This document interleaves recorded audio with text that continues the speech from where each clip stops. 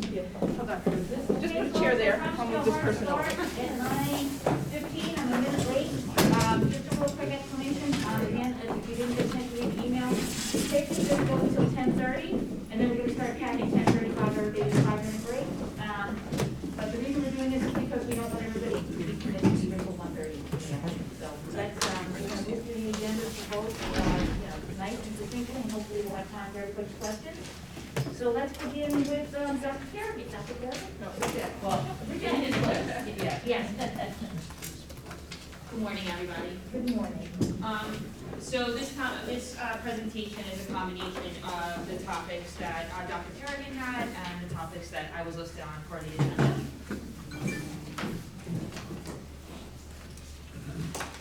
Okay, so the first thing that we wanted to go over was the Middletown Township website.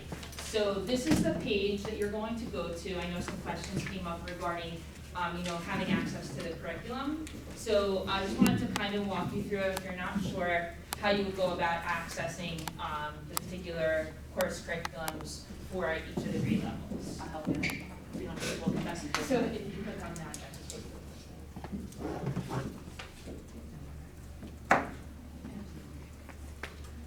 so when you're on the main website, you go under Curriculum Instruction tab at the very top.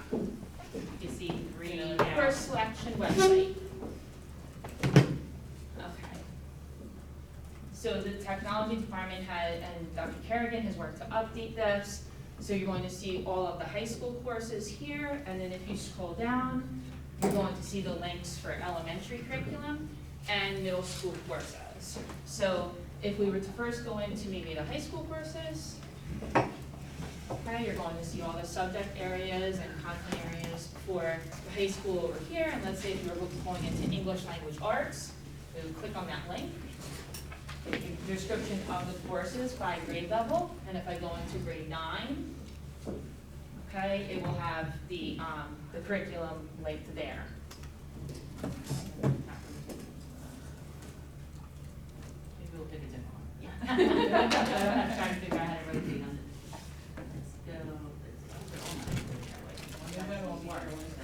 Yeah, no, I've been on the ones that uploaded vertically. I've been in several, that was just the lucky one we got.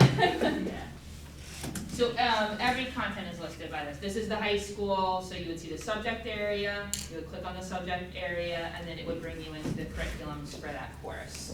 It goes over everything. If you haven't had a chance to look at the particular curriculum guides, the goals for each unit, enduring understandings, essential questions, and the template has been, if you look at the 2016 curriculum, the templates have been updated since then because we've changed the standard since. So this is a little bit of a cleaner version, enduring understanding, essential questions, standards, and then if you scroll down, okay, it'll give you that for each unit. Instructional outcomes, and then suggested instructional learning strategies and student learning activities.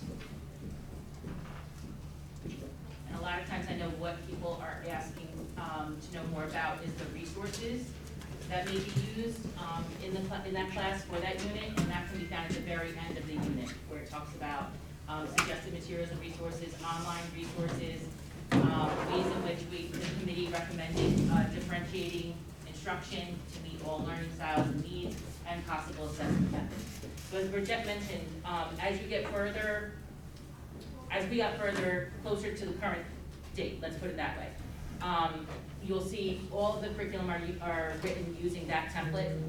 We started doing that about 4 years ago, we adopted that template. So anything written probably pre-17-18 school year, around there, is written using the old template. So as those courses are coming up for rewrite, when they're being rewritten by the committees, they're put into this template. So then some courses you may find that haven't gone through that process yet, may look a little different, but it still has the same exact content. It's just laid out a little differently. Exactly. Like right now, I oversee world language, so a lot of the world language from 2016 is going to be updated. I'm reviewing them right now. All the writers, the teachers are revamping them to the new template. Maybe we'll just give a quick preview. If you go to middle school courses, you have to click on the picture, by the way. Yep. If you try to click on the words, it doesn't take you to the hyperlink. There's one course guide for all 3 middle schools. Some people were a little confused. We got questions when this first went up and they thought it was just for Bay Shore. But it is for all 3 middle schools. Yes, and this is updated to the 22-23 school year as well, of course, selection guide right now. All there, they're all there. And then for elementary, since there's no course selection guide, what they did is they uploaded each subject area's unit of studies by grade for the most part. So for example, if you click on health curriculum, physical education and health, this one was recently rewritten and adopted last spring with all the new standards, and that's very different. If you go and look at other districts, many have not gotten through this process yet. In fact, we're getting calls from a lot of districts asking us for access, and for ability to look at our curriculum, because our committees worked expeditiously to get that project done. So it's written out, it's shown in that same template we were just looking at, and it has the essential understandings, the essential questions, and it's all linked to the state standards that are aligned to that topic by unit. And that's where you see the state standards at the very end. We've talked about this in the past, but just to give everyone a little bit of an understanding, typically the way the standards are written, for certain subject areas it's by grade. For elective areas, it's typically written in grade bands. So it's usually, for elective areas, it may say by the end of 5th grade, students will be able to. Whereas if you look at the Common Core or the New Jersey Student Learning Standards for English or language arts, reading, writing, it's typically by grade. Okay, so all of those curriculum guides are now up on the website for viewing and access.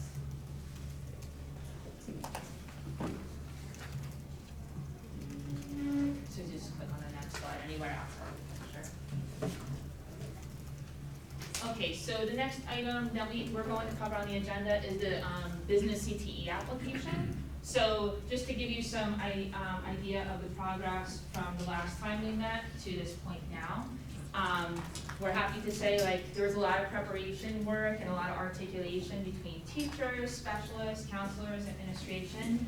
So one of the things that we did is we met with all of the teachers that are currently in the business department now at the high school to articulate with them, like, what are your suggestions for moving forward with the courses. We've also talked with the students. We have two students on our student advisory board. We held an additional advisory board meeting because in order to submit a CTE application, you have to have at least 2 formal CTE advisory board meetings. We also had meetings and articulation between the middle school and the high school guidance. Even though the CTE, business CTE will formally start, the curriculums that we're using start in 10th grade. So the students do have time when they get to the high school to be introduced to, the CTE and what it includes and what the advantages are. Yes. Could you see what the acronym stands for? Sure. Career and Tech Ed, Career and Technical Education Program. Thank you. Of course. So it's important, knowing from running these types of programs before, that you provide that insight and that support to the students at the middle school level. And the counselors are, primarily the ones who talk with them about their schedules. So we wanted to make sure everybody was on board and everybody was aware of what courses were going to be involved in the CTE, what the highlights are to the CTE programs, what advantages they offer. And then we went to each of the middle schools for their scheduling, meetings. It was a combination of many administrators, guidance was there, and we spoke to the students, as they started their scheduling process to say, hey, these are the things that are, coming up your way, like the guidance counselors talked about, like just a natural day, going over to the high school, what that would include. They talked to the students about how everything that, there's so many offerings at the high school and how there's something for everyone, whether it be a club or activity, a sport. So to kind of take advantage of that, to get the full, high school experience. And then each of the directors, spoke to their area in regards to, one of the things that I talked about was the CTE program, and I also talked about American Sign Language for world languages. So each of the department directors talked about their particular content area and gave updates on that, just so the students would have an idea of, excuse me, what was included in each. Like say, Mr. Graziano, he talked a lot about the arts pathway. Mr. Kushner talked about, math and science and the different programs that are available there. So just so we could give the students an overall arching, introduction to the high school. And then Dr. Trudell and Ms. Nicholas talked about, just took like a lot of questions that they had in regards to high school life and what that included. And then I'm happy to say, after everybody's hard work, on January 23rd, we have the formal email that our CTE program application was approved. So we're very excited about that. So we made everybody aware that we will be able to offer that in September. Any questions about that before I go forward? Okay. So this year we started to explore trades programs for students, because this is something that has come up before my time, but we moved into exploring it. So we had a meeting, I believe last time we met, we had an introduction meeting. It was a colleague that I was aware of, like from another district. They introduced me to this gentleman, Mr. Tom Summers, who runs a carpentry program. So the team here had a virtual meeting with him to kind of talk about his program. And as we went through that, I had several communications with him, and he said, well, I just want to highlight some other, schools that are doing some really amazing things in regards to the trades. So he brought up Gateway Regional High School, and he also brought up Roxbury School District. So in December, we had a meeting with Gateway Regional, and this is just some of the information that they shared and the projects that they're working on. So we talked with Melissa from Gateway, and she had a very cool, I can't remember you referencing it, like title. It was like career facilitator, counselor, and a large part of what she does is like she goes out into the community, she networks, she builds relationships with communities and businesses to provide these opportunities for students. And then we spoke with Chris, one of the teachers of the program. He was on the call as well. So these were some of the things that they were doing. So they really put a focus on all of their programs are like, career-oriented, career pathways. They talked a lot about, the networking piece. She spends a large amount of her time doing that. They built a partnership with PSENG, which provided opportunities for students there. So it was really interesting. I believe that we said that, towards the spring we were going to try to go visit there to kind of see their program, but they have many different programs. They're very generous. They were just sharing different things that they were doing in regards to their program. But it's basically, built on, it's very like, if you were to read through the left-hand side, that's their newsletter. So in connection with the partnerships and the networking, the promotion of the program is really big too. So that's how they get a lot of their, people on board. So it mentions all the programs, but when you read through, you read about like articulation agreements and dual enrollment and, experiences for students to go out to the community and work. And it's a lot of things that we're, doing with our pathways here in our CTE program. So it's great to see like the alignment between the two. This is just more focused on the particular traits. And we'll share this presentation will be linked to the minutes, so you'll be able to go through that. But one just added comment is that both Gateway Regional and Roxbury have both taken advantage of the industries and the type of companies that are primarily located in their areas, right? So Gateway Regional is, if you're not familiar, it's in southern New Jersey, outside of Camden, Philadelphia. It's a regional high school district. And what they have done is partner, like what Jeff was saying, PSENG has a large facility down there. as well as Philadelphia International Airport. So they have partnered with the various unions that support the airport. So it could be the diesel mechanics, it could be the plane, you know, like the aviation guys who work on the planes, the grounds crew. So they've actually even built model semi, but larger, so not actual jetliners, but like two-person airplanes at their school as part of their mechanics training.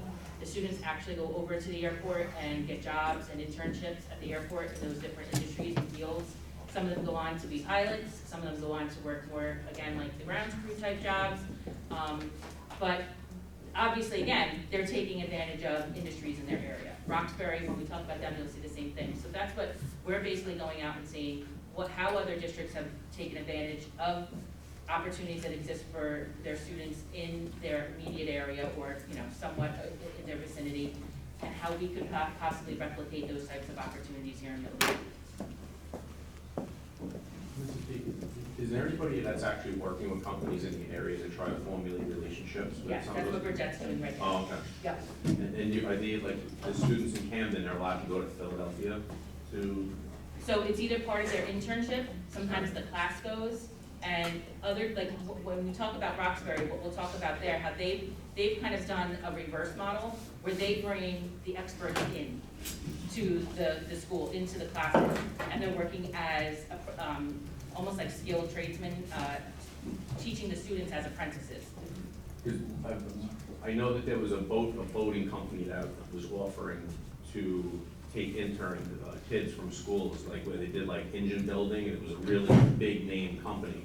But I was told that it was shot down because it was out of state, It was in Massachusetts. in Massachusetts, Yeah, okay, so so it- is that too far away, is that because we're? Well, it wouldn't allow for even a weekly, say, you Okay. know, so that's, you know, we're looking for industries, for companies In more the in area. our area. Okay, You know, I would say even, like Newark wouldn't be outside of our sure, possibility, so Right. working with like the Port Authority or Newark Airport. right, We've talked about taking advantage of the fact that we, you know, obviously live along the seacoast here, we have the Port Newark, and there's a lot of unions and jobs that go along with there, with the longshoremen. So just, we're kind of branching out from there. Now Roxbury, they have up in North Jersey, a lot of their industry is revolving around the lumber, cabinet mill, like the mills, so I don't want to step on Bridgette's toes, but you'll see their focus is more on and structural engineering design, like architecture, actual framing, woodworking, construction, more construction trades. So if you want to talk about that. And just in regards to the other program, it did seem amazing, it was just that it was out of state, Too far away. so that when I called the DOE and talked to them about it, they wouldn't recognize like the credits for the students to carry over for, they call it like a structured learning experience or work-based learning experience. So that was part of the difficulty. okay, no, I too, thought was- it was an amazing opportunity. Yeah, Though I maybe think so. fund, if it was a funding thing, maybe fundraising could be done for room and board for the kids or something like that. Yeah, I know more just about the credits of like how it would carry over from it being like an out-of-state opportunity for the students. Okay, thanks. So yes, this is what, we got to visit Roxbury. We did an initial, virtual conference with them, and it was an amazing program to hear about it, skills trades program. And I don't know if any of you have seen, but they've kind of been all over the news. They were on Fox 5, I actually have the video in here, but, we got to meet with the teacher, the assistant superintendent, and, the director for that particular area. And they shared, you know, information regarding like the budgets and like what materials they needed and how they started up. And, you know, any, you know, challenges they had in starting up the program and how, you know, they took this space and they converted it, you know, into this skilled trades room. And if you could see here, it was a really great idea. They built these like garage doors here, but then when they open those garage doors, it goes out to the house that they're building, the students are building. So, you know, it's really convenient that the house that they're building, it's in partnership with Habitat for Humanity, is right on site. So they just walk out the door and they go, and that's where they complete like their work-based learning opportunity. They put a lot of time into that partnership. I know they say they do a lot of the like heavy lifting, but the students really find it to be such a meaningful experience because they are eventually someone in that particular community will, you know, be a resident and, you know, own, you know, be part of that home. So, I just wanted to try to give a vision, because, you know, before I went, I was kind of like, well, what does like a skilled trades classroom look like, you know, what would you include in it? And, you know, they had lots of like, you know, they talked about like the different tools and materials they use. They are supported, some of the things they use are out of the Tom Summers, the gentleman I originally mentioned, the curriculum for the carpentry program, so they, you know, they use those as like kind of like a you know, the resources that they have.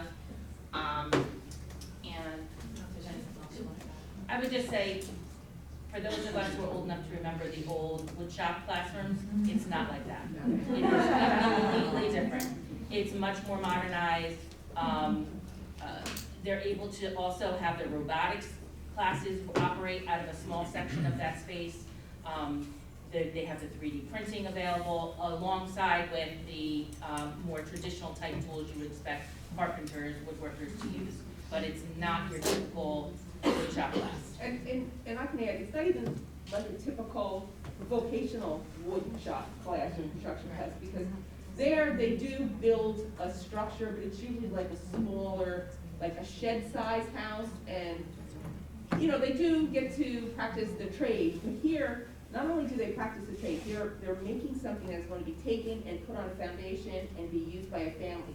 So therefore, they need to go through the whole permit process, the inspection process. They're learning construction, every aspect, not just how to use the tools and, you know, measure and, you know, nail things up. They really are learning the business, so that was really impressive. Yeah.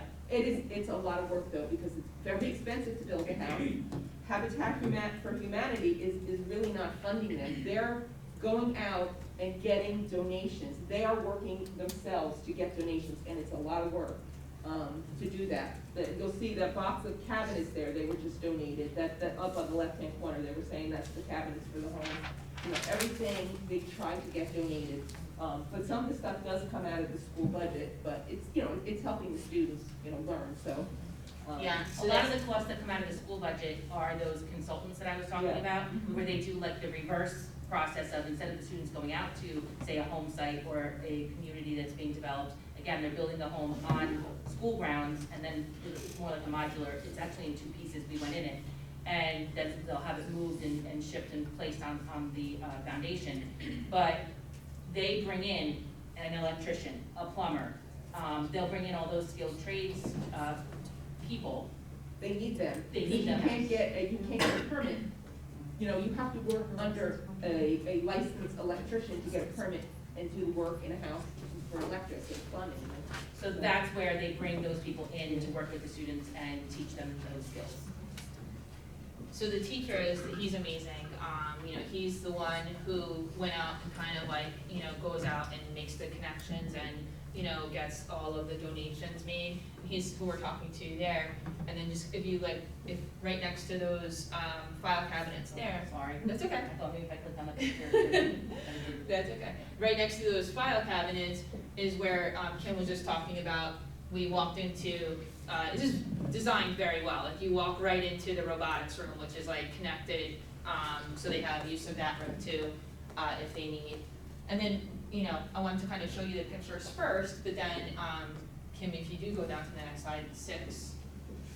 Trying to. Can I ask you a Like, quick you know, first question? one is, first one. I mean, this is amazing. It's, I mean, I love the whole concept, but when you start talking about facilities and space, how do we, where do we get that? I mean, do we You use? have to be real creative. That's part of the long range plan. It's not even the space, it's the cost to Renovate. create the space. I Right. mean, it'll probably be close to $2 million to do something like that, so, you know, there's a lot of investment to be put in, so that's why we're looking at different schools, seeing how they did it, but we're really impressed with what some schools.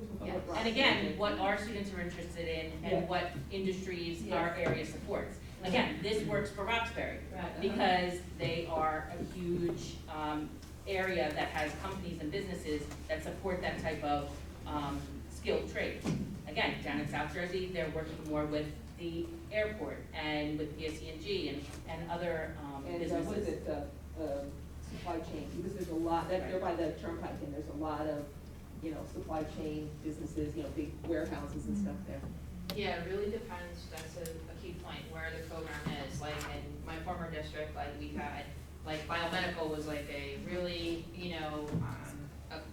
CTE everyone wanted to take, but then we looked at global logistics, which is that supply chain, and we thought it would do really, really well, and, the students didn't have a lot of interest in it, so that's why it's really important that kind of as we started, that we get that student survey out there and see what the students want and what, their interests are, yes. Would the vision be to have the program housed like either at North or South or both? Or We would haven't we, gotten that far yet. like, could we use the Fort Monmouth building? Yeah, well, we haven't really gotten that far yet because we're still just at the stage of seeing what types of opportunities or programs or even options are out there and talking to the state about how they would recognize that type of program. Okay. Would we be expected as a district to fully fund the outfitting or whatever, or is there potential for grants or whatever? There's potential for Yeah. grants, but again, it depends on what program Program you're you're pursuing, yeah. Yes, like right now, we're pursuing the business CTE pathway, and that will place students in internship experiences with vast different types of businesses. Ones that go right from, you can walk out of high school and land a job, to maybe you go to a 2-year community college and you need, training in that respect and to get a job, up to and including 4-year type experiences like accounting or other things like that. I was trying to keep track of like how hands were going up. Your hand was actually up first, but did your question get answered? Yes. And then I think it was Christine. Hi. Couple of questions. Did we look at Brookdale and perhaps doing some type of dual enrollment? Because they have a lot of trade programs. We have talked to them in the past, about that, especially the automotive, They have a linesman training pathway that as they well. just Yeah, created. they're just starting the linesman, PSC and G. Yeah, Yeah, I know Yep. that, yeah. We've been talking to them. because that's a way that we could, save some money and capture something else Yep. for the kids to So do. students will have to pay tuition, that's a little caveat, so, Right. that might be something that blocks them from doing it, Gotcha. so it's where But it would probably be cheaper for the district to pay the tuition than it would be to build a giant facility for 6 kids to go through a program like that. Just a possibility. and it depends, because sending them there wouldn't be until probably their senior year, because in order to take Brookdale classes, you have to have some prerequisite work done. And our teachers can't teach those classes unless Brookdale requires that any instructors we have a master's degree in that, subject. So if it is something in a skilled trade, there aren't a lot of teacher certifications, K-12, that would support, teaching in a public school with a master's degree in that area. So it's a little trickier. Okay. But yeah, we've been talking to them. We have, even pre-2020, we've been talking to them about that. Would the Right. vocational schools that are already in place have anything to do with this? Like, I don't really know what the relationship is between our district and the vocational schools. Is there any overlapping? like our students, there's shared time and there's full-time vocational students. So the district pays the tuition for those students to attend whatever program they have. Say it's cosmetology, a student wants to go to cosmetology, they apply, they get accepted, they go to school for part of the day, whether it's the morning or the afternoon, based on the year, that they're in. And then they take a bus and go to their vote for the rest of the day. And the district pays for that. But vote would not provide us money to do something like this. That would be on us. And we do have students who don't want to go to vote, they don't want to leave the school, they want to stay in the school setting. They want to take a class or two, they don't want to every day leave and not be able to eat lunch with their friends and that type of thing. So that's another reason we're looking into some of these, because there is a wide range of opportunities, I'll tell you, in vote. I mean, there's law enforcement, like I said, cosmetology, all kinds of construction trades, mechanics. I mean, they do have a broad range of opportunities for students, and we do promote them with our students. The difference is, with the vocational programs, they're usually very singular in focus. Yes. For example, next year they're gonna be launching a welding, vocational program, but it's just welding. Whereas these classes, because we're a comprehensive public public school district, our classes would be more rounded and introduce students to multiple areas of skilled trade. Would it be possible to tap into people who maybe like retired in the industry to come in, like say if the guy is a master's and he comes from the building trade, hire him as like a substitute teacher, him or her that? on that basis. Well, that's why they have them, that's what I was saying before, a lot of the budget that's, the district monies that support these programs is in those consulting fees. So that's what Roxbury does. They have a man who is semi-retired right now, who owned his own construction firm, who has a master's degree in architecture and construction, and he serves as their main consultant for the project, which the project is basically the course, right? It's broken down up into units, with the final outcome being obviously the whole house being constructed. So, and then they have other consultants that support the various independent phases of it, like Mary Ellen was saying, electrical, plumbing, that kind of stuff. But we're just, again, we're still exploring. We're trying to see how other districts have taken advantage of major industries or businesses in their areas to then get an idea of, okay, and with Bridget, also talking to people in our area of what is possible. Okay, let's kind of bring this to a close so we can keep going? Yep. Is that okay? We're gonna skip to new course offerings for next year. This is really just informational, it's on the slide deck. You'll find this in the course selection guide, when you click on that at the high school level that we showed you before. But we just wanted to point out that these are the new courses that were written, So it's for broken next down year. to the high school math, under the Architects Academy and Mr. Graziano, and then world language at the middle school level and at the high school level. And we just want to reiterate again, we're going to not give up on our endeavor to introduce American Sign Language at the middle school level. We had intentions of doing that last year. We had students, indicate to us who was interested in pursuing that. We had a candidate, we had multiple candidates who we had interviewed and offered, made initial offerings, and were ready to recommend to the board. Out of those couple applicants, one accepted our offer. Another person was already in another district, and at the very last minute decided, I think the other district actually kind of made a counter proposal to her to keep her. It's a very, very high demand certification right now. A lot of districts are trying to build it into their world language offerings. So this year, the students were advised in middle school, if you select that, please also indicate what your second choice is, because it's our intention to get an instructor and to launch this program at the middle school level and expand it to the middle school. However, it's all contingent upon having the teacher to instruct. Yeah, and it's a specified certification of teacher of American Sign Language, and I think some people confuse that sometimes with other, certifications that are out there. So it's not something that many educators have. Just really quickly, it is currently offered at the high school, but it's a virtual experience? None. Or not? Only in level 2. Okay. Yeah. Level 1, we now have an instructor. Yep. She's amazing. So this is really just a, if you were watching the board meeting last week, this is the slide deck that Dr. Kerrigan referenced in talking about our Start Strong results. This is, if it isn't already, I actually was emailing, it's there. Okay, thank you, Chris. Do you know where it is so that I can point them out on the district website? Yeah, it's under if the they Board of wanna find it? Education section, under meeting presentations. Hold on one second. Let me- Can we put a link on, Chris, can we put a link off the page too? Yeah, absolutely. Yeah. if you Say it just again, upload Chris, the what you said it was? presentation. Board of Education, Yep. down meeting presentations. Oh, right here, yep. So the Start Strong administration and the results. It's the video of Dr. Kerrigan giving an initial explanation, and then the actual slide deck is there. I think that was it for us, right? No, that's okay. I think she's letting them know where it is. And then I think, Dan, you have the last curriculum topic, right? Mr. Kushner? Do you want me to go anywhere to pull up? Yeah, can you move the specific agenda? There it is. I find it. Want me to go with the proposed? The presentation has. Gotcha. Morning, everyone. If we haven't met yet, I'm Dan Kushner. I'm the Director of Math and Science. And I just wanted to talk to you a little bit about a slight change in the high school science sequence.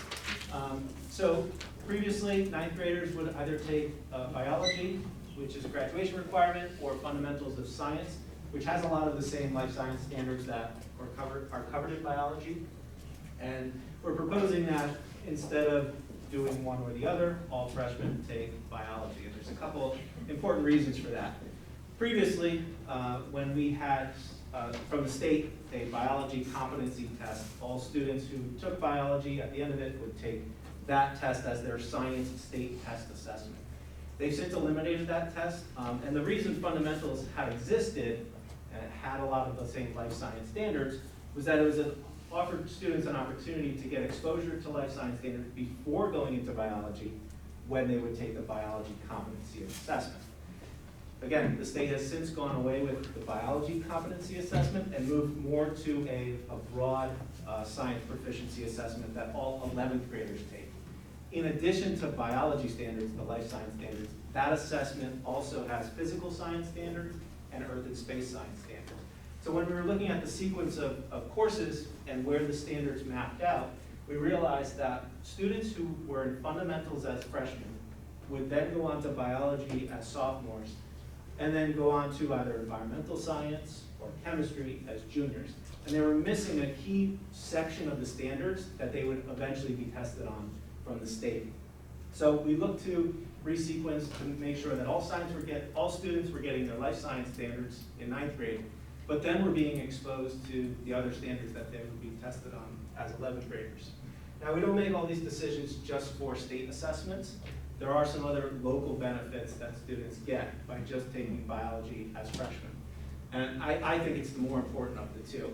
Our course electives after freshman year in science all use biology as a prerequisite.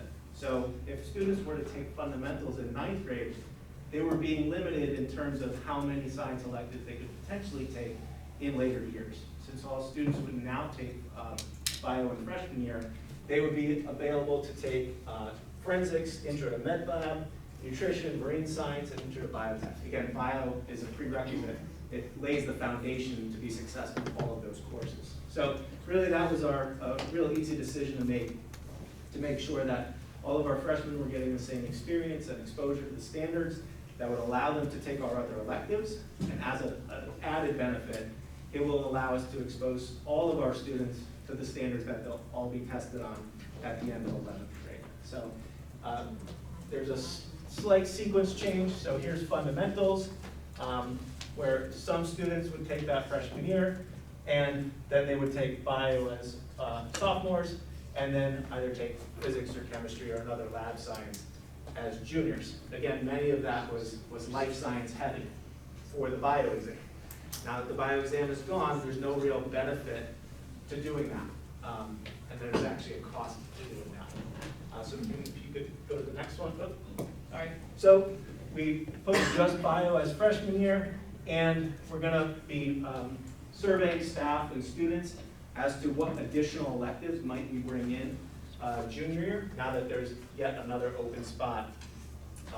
So we should be able to have the capacity to offer another physical science elective that the students will benefit from, not only exposure to those standards, but also to be successful on that proficiency assessment. Another slight change in the diagram, it's just the inclusion of the arrows to try and indicate to students and parents that if you are in an honors course as a freshman, you don't have to stay there. If it's not an area of passion for you, or you struggle with it, there's no shame or problem moving into the college prep track, and vice versa. And actually, we shouldn't use the word track, it's more of a pathway, where students find the courses that challenge them and hit their passions and interests, but not courses that they can't be successful in. Conversely, if a student gets into college prep bio and is excelling and wants a higher challenge, and their teacher thinks they can do it, there's no problem moving over into the honors pathway. And we try to align it to the courses that they would take in math as well. But again, there's nothing to say that a student couldn't be in geometry honors and college prep bio or vice versa. And I just want to say, because we're limited in space, it really is college and careers cluster, because that's how all the standards are written now. So I don't want there to be confusion that, well, what if I don't want to go to college? You know, what if my plan is to go right into a career? That is that college and career column. How many students currently opt for the fundamentals of science in 9th grade versus bio? Depending on the campus, I believe North has around 40 to 50, and I think South right now is at 35 to 40, similar sizes. And that's, the freshman classes are about, 300. okay. So just, as a parent that has a child with disabilities that's fully included, I get this for the overachievers that want to be able to kind of move forward. But are we making it really hard to include kids? Actually, I think it does the reverse. I think it makes inclusion, more practicable and at a greater opportunity.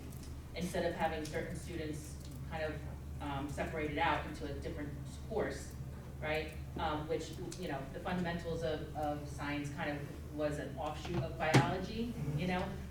Now they're taking the actual class and the proper support should be in place. And these decisions were all done, you know, we always meet. Whenever we meet, special ed is there. You know, Michelle is there, Danielle is there, and we have the input of the CST.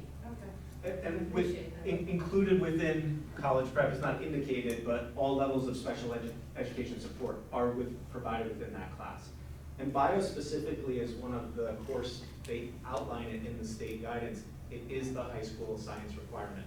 Students can take other courses to fulfill their other credits within science, but bio is specifically outlined, you must graduate with that. So we do offer special education biology classes, we offer special education environmental and chemistry classes. So there is support at all of those levels. And the course that we're considering bringing in a couple of years will also be supported for special education students. Question in the corner. Hi. Okay, so just so I understand this completely, physics is not required to graduate, correct? Correct. Okay. But it So- can be used as a graduation No, requirement. I know that. So just from observation, because I have a high schooler, I think there needs to be a conversation with our guidance counselors because they are pushing these kids to take physics. And I personally have a child who struggles with math, so physics would not be a good fit for her. But they're pushing all of these kids from 10th grade to 11th grade to take physics. When we have other courses that are available for them to take that would complete their requirements for graduation. So I just feel like that's something that needs to be discussed with our counselors, that when you have a child who's saying to you, I don't want to take that class because she knows she's going to fail it, that they need to kind of back off of them and just say, okay, well, what would you like to take? Because I just don't think that that's fair that We'll they're trying to. reinforce that. Yeah, I You know, mean- we have a big meeting with the Okay. curriculum and the special ed department, with all of the high school counselors and the middle school counselors. Yep. And the CST are also there, case managers, but we'll definitely reinforce that. Yeah, I just found that it wasn't her, it was like, you know, from driving them, you know, everywhere in the world, they were all complaining about it, that they were all, you know, they all felt that they were being forced into physics because that's what colleges look for. Okay, but if you're not going into a heavy science and math career, I understand that's what colleges look for, but I just feel like they shouldn't be pushed to take something if they know. I mean. We agree. Okay, perfect. What's the next one, yeah? Just the impact on budget, we'll have for 1 year a bubble of more biology students enrolled because they will no longer be going to fundamentals. But again, that bubble will pass within a year. That's it. And again, we've been in touch with Michelle and Danielle for special education, as well as the counselors for scheduling purposes, because that's already been underway. And based on your feedback today, Dan will follow up with them again and reiterate, you know, that there are multiple offshoots and pathways they can do once they have, I will say this, I think why counselors feel pressured is because there is an emphasis on the lab sciences by the state as well. So I think that's where that pressure is, but I think, Dan, you can articulate to them that there are other opportunities to take classes that would fulfill that. Yeah, absolutely. Thank you. Thank you. Thank you. All right, it looks like, we're on the mental health support. Mr. Kirkpatrick? Thanks, Marty. Good morning, everyone. My name is Matt Kirkpatrick. I'm the District Director of Student Support Services. As you may know, the district continues to expand our mental health and social emotional services in order to address the growing need among our students in our schools. Dr. Tiedemann and myself are very quickly going to highlight a few of the new services we're going to be bringing to the district. Before I do that, I did want to let you know at the workshop meeting, which I believe is on February 15th, Dr. Meg Young, who is our specialist in equity and inclusion, is going to be giving an overview of our continuum of mental health services in the district. So if you're available, at least to watch online, it might be a good thing to do. If you can make it, that would be even better. So the first thing that we've been doing is that we've posted for an after-school restorative practice counselor. So every middle school and every high school is going to have one of these counselors. And the purpose is to give students the opportunity to discuss and reflect on maybe disciplinary infractions that might have happened during the school day. Instead of pulling them during the school day in a time where they've missed so much school over the last couple of years and doing counseling sessions during the school day, it's an after-school session. And instead of maybe a more punitive disciplinary action such as community service or detention, this is a more reflective practice that's student-centered, and it really focuses on repairing relationships not only with other students but with the community. So this is a really nice opportunity for students to talk through some of their problems that they're having in school. Another thing that we're doing, we have done a little bit, we're going to continue to do over the next year or so, is provide restorative practice training to our staff. There was a training a little bit earlier in the school year that included high school administrators, middle school administrators, and we also piloted the program with 3 elementary schools, Bayview, Ocean Avenue, and River Plaza. So all of the administrators and counselors attended that training. Again, focusing on implementing strategies that repair and rebuild relationships, not only with students and among students, but in the community as a whole. We're going to continue that training throughout this school year and into next school year as well. Dr. Tiedemann is going to discuss a little bit about our broadening relationship with Effective School Solutions. Hi, we've not met already. I'm Michelle Tiedemann, District Director of Special Education. Effective School Solutions provides a lot of our counseling services currently for special education only. We have programs in the 2 high schools and a program in Thorne Middle School that students from any middle school who were referred and accepted would go to. But the new contract with ESS will provide 5 full-time clinicians, 1 at the high school level, 1 at middle school, 3 at elementary, and they will be, whichever students are referred and determined in need of support, general ed or special ed. It's not a special education initiative. So they will provide our fit to returns.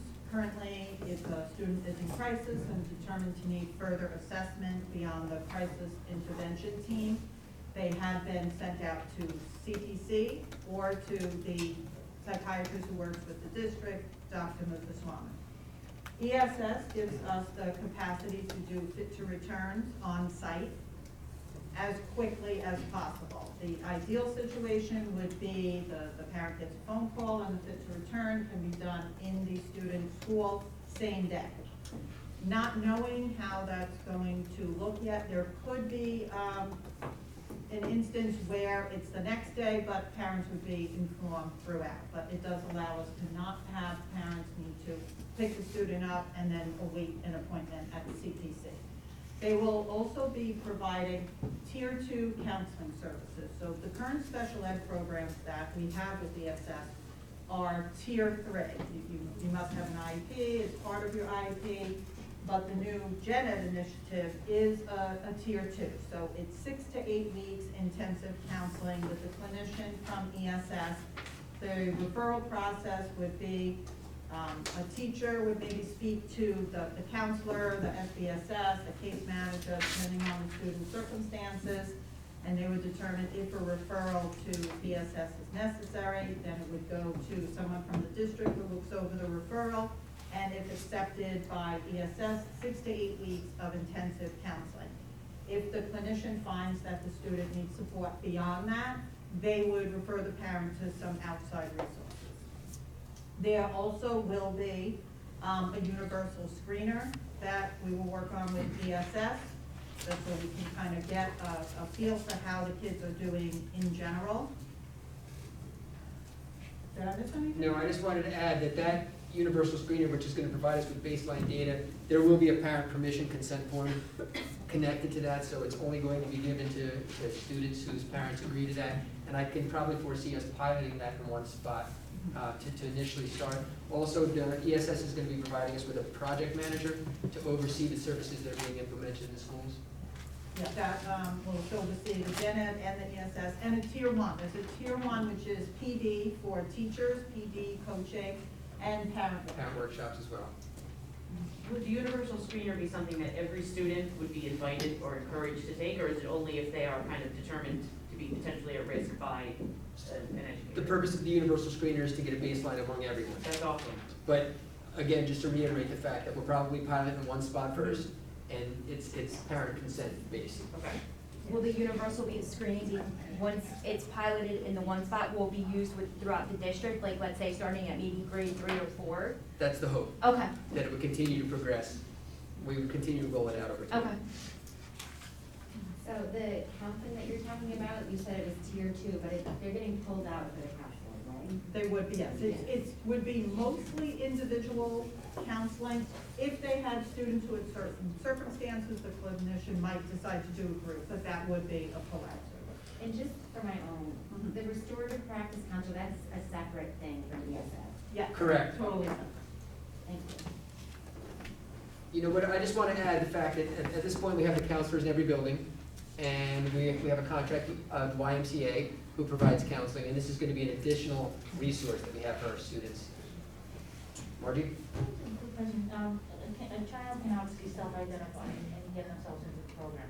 Could a parent call the school and say, I have a concern about my child, and would you be willing to work with me as the parent to move your child into the program? So that necessarily wouldn't be an ESS placement, but it would be reviewed for, with the counselors that we have that are members of the building staff, YMCA, or possibly ultimately ESS, but that's gonna have to come from a staff member. So that conversation, the initial conversation with a parent or an adult would occur with a guidance counselor or SPSS. Just to alert the guidance counselor, and then the guidance counselor would monitor and see if it's warranted as a result. Rachel?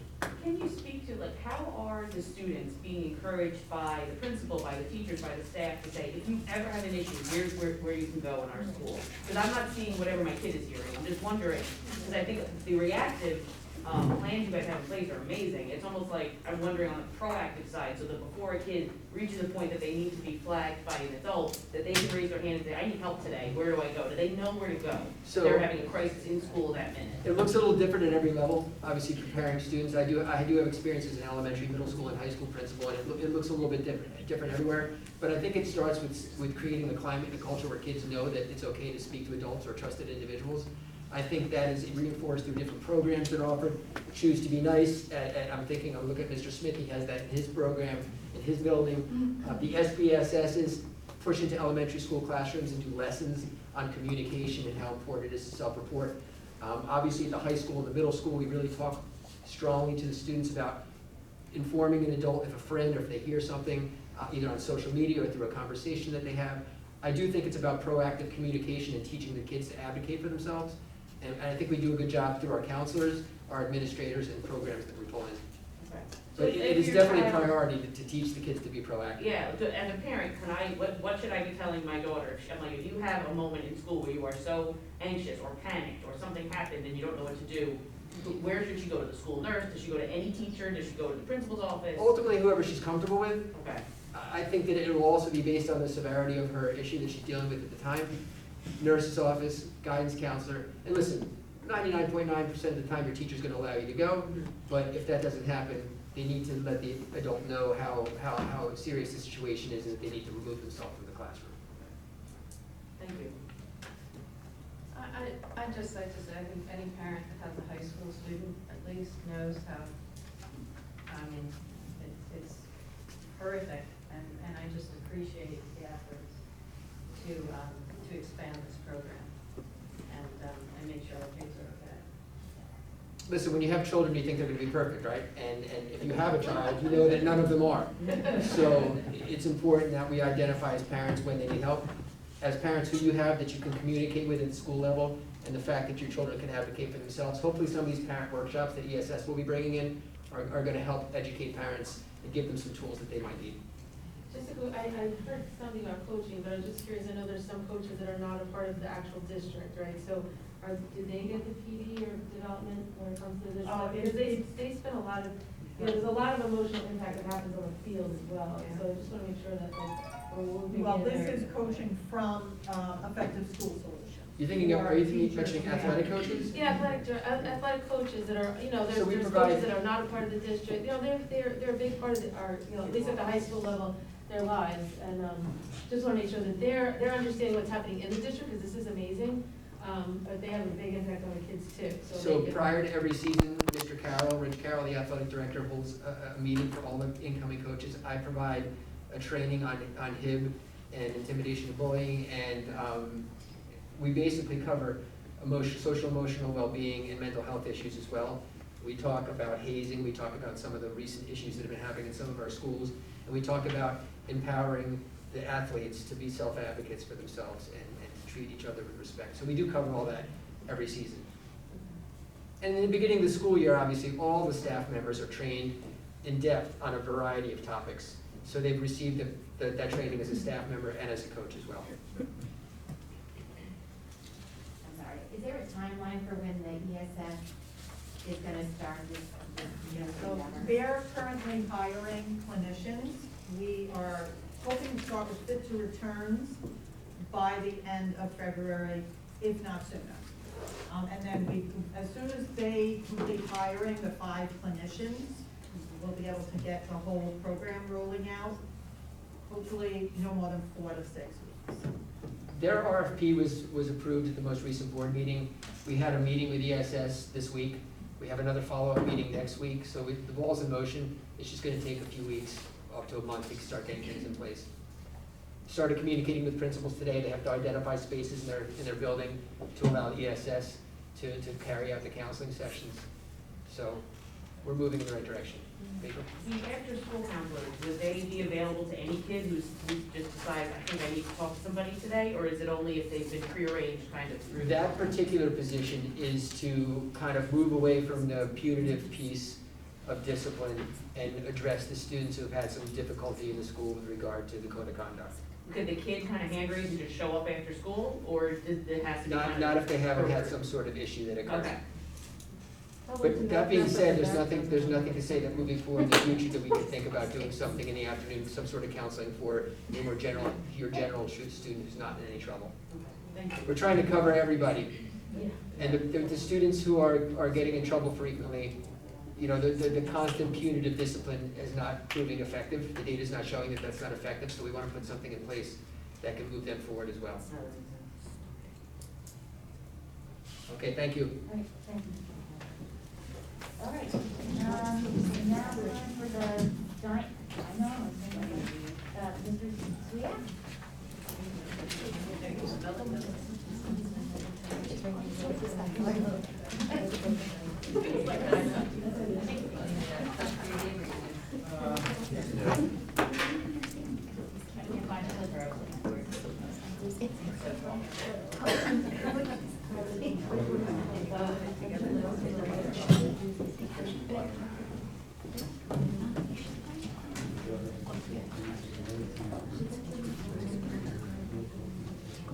Oh, yeah. Covers or.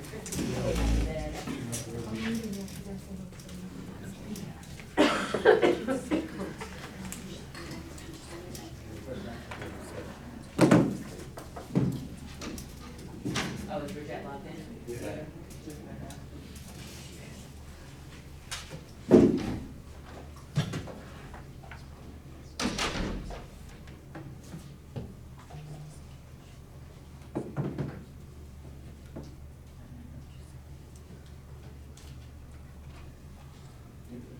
Good morning. My name is Dave Slater. I'm the manager for Information Services, Middletown. I'm going to give a brief overview of an application using district. It's called Dino. So Dino is a virtual classroom management solution that we use in district. The purpose of it is it helps teachers monitor students' online activity in real time. It allows teachers to create a customized experience for those students and their online experience. It allows them to block distractions by blocking off-task behavior. This increases student engagement because it allows teachers to communicate digitally independently with students right from their devices, and allows the teacher to review class and historical online data for their students. So in Middletown, we've been using Dino since 2018. Dino is available on all schools and in all grade levels. Dino's access is maintained directly from Periscope, and that's kind of important because the way Dino works, it works off of the roster, off the schedule, pretty much off the enrollment. So permissions are granted based on the student schedule, and you'll see why in a second. So when a student schedule changes or teacher schedule changes in Periscope, it immediately reflects itself in Dino. Monitoring of students is only available during school hours and school days. So we can't monitor after school, weekends, or holidays. And teachers can only monitor students during the scheduled class time. So if I'm a period 1 teacher, I have my 20 period 1 students. Once period 2 starts, I no longer have access to monitor those students, and that works that way throughout the day. I was going to provide a live demo of student privacy, and decided that it's best to just do screenshots. So here's a basic screenshot of a teacher dashboard. I redacted some information. So what a teacher would see is thumbnails of all their students' computers, or what the students are actually doing. If you want to deep dive into it, you can single click this thumbnail, it will expand to a full page, and now you can see exactly what that student is on at that particular time. Dino has multiple things called functions. So the first function up here is called a real-time activity tracker. And it's constantly updating and showing that teacher where that student is, what website or application they're currently in. So in this particular example, we have 3 students who are on docs.google.com, 3 students who are accessing Kahoot. At any time in the dashboard, the teacher would be able to click on that link and expand it and show you who those students are. You can deep dive in further by clicking on a student. It will show you exactly what in that application they're working on. So, for example, if one was let's say it's docs.google.com, the teacher can click on the student's username, and then it would show them the actual doc that they're working on. Next one, please. Modify block schedule. So they have a block policy so that teachers can add to the system as well. A block policy is just that. The teacher has the ability to block certain websites or applications in their classroom and only in their classroom. So the block policy can be effective on a single student, a group of students, or the entire class as a whole. Simply by adding in URLs or applications, you can block it. So if you have a student that's, say, distracted by YouTube, you can block YouTube in your class. This also works well when they're doing like online testing or quizzing or tests, because you can block certain sites you don't want your students to go to try to find out, the answers. And even if it's called blocking, what works even better is it's called allow only. So if you're providing a test and the students need to use the computer for a test, you can choose the allow only, and what that does, it blocks the entire internet and only allows students to access what you put in the allow list. So for instance, if you're using Google Form for your test, you would allow forms.google.com and nothing else in another accessible. Back to the dashboard, the second function is called student understanding. And this is a way for a teacher to get instant feedback from their students. They can go to student understanding and choose what's called request submissions, and the student's screen will get a display. And they have the option to answer, I get it, I'm not sure, or I don't get it yet. And it's based on the topic the teacher is on at that point. So the teacher can ask that question and immediately find out what the student understanding is. What's nice about that is a couple things. One, the teacher can say, all right, well, if one or two students that don't get it, so maybe I'll just address that directly with them. But if it's a majority of your students, then you can turn around and say, well, maybe I can introduce this topic from the beginning. Another benefit is if you're a student and you don't get it, you don't have to raise your hand and maybe be embarrassed in class. You can directly DM your teacher and let you know that you need some more instruction. The student understanding function works both ways. On the student Chromebook, they have the ability to start that submission, so they don't need a teacher to request it. They can say, I don't get it. The teacher will pop on your screen and the teacher will say, all right, well, I need to address it to the student. The next function is questions. That's basically what it is, questions. The teacher has the ability to throw a pop-up window on one student, a group of students, the entire class. A question, the question can be in multiple choice. Yes, no, or true, false. The question pops on the student's desktop or onto the Chromebook, they answer it, and the results go right back to the teacher. The teacher can then sort and filter those results by answer or by students as well. And the last function, which I think is the most important one, is called attention. It's actually threefold. The first option is the teacher can broadcast a message to devices in the classroom. And it supersedes anything that's on a screen, so it shows the students a message. The second function is the teacher can lock the screens. So the teacher can say lock the screens for the first 10 minutes of that class, or if they don't want the students to use the device at all, they can lock the entire class. And basically just turns the Chromebook into a break. The students can't do anything with it. The lock function, which is it's interesting, there's three ways of it being removed. One, the teacher has to physically remove it themselves. Two, a predetermined time period has to elapse, the teacher set when he created the lock. Or three, like I mentioned earlier, Dino is based on schedules, that once, if I'm a teacher in period 1 and I set my students to lock, as soon as they enter period 2, it unlocks, so they can then move on through the day. And the third function is URL push. The teacher has the ability to create a URL, an application, or website, and push it to all of the devices in the classroom. As you can imagine, that's very valuable in the elementaries. When you're trying to get a second or third grader to type out a long address, the teacher just push it down. And it's something they use pretty frequently. And the last item I wanted to touch base on is class history. This is outside of the online monitoring tool. This is active all the time for students, for teachers. Basically, it's a history of what is being going on there, so what goes on in the classroom. The teacher can sort by all students, by individual students, by certain time period, activities, which would be websites or applications. And then they can see how many people are on those particular sites or applications, how long. When they click the little blue icon, it expands it here, redacted the student information, but normally student names would be here. And then you can actually click on the student names like you do in the live mode and drill down deeper and see what sites they're on. So in this example, if they were on like a yahoo.com, like a youtube.com, and I drill down, I can actually click down and actually open up the video that they're watching. So you can actually open the URL and see what the specific site page they're on. So that's basically Dino in a nutshell. Went through it pretty quickly. It's not a very complicated program, so there's not much to discuss on it, but we've been using it successfully for some time. This is very powerful.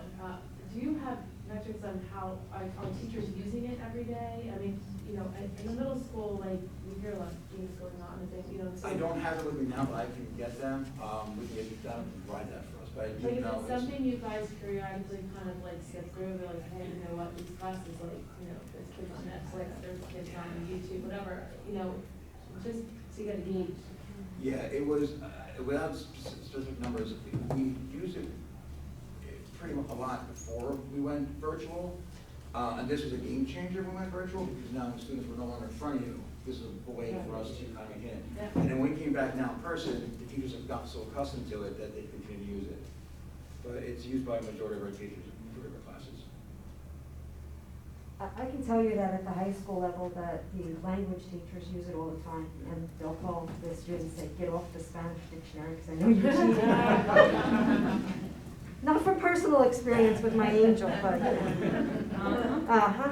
I know that each teacher can only look at their window with the kid. Is there kind of an aggregate view that you guys have as administrators to say, oh, we're seeing Johnny spend a lot of time on gaming sites during his day at school? We wouldn't really do it with the Dino platform. We have Okay. other platforms that we would do that through, because again, Dino is classroom based.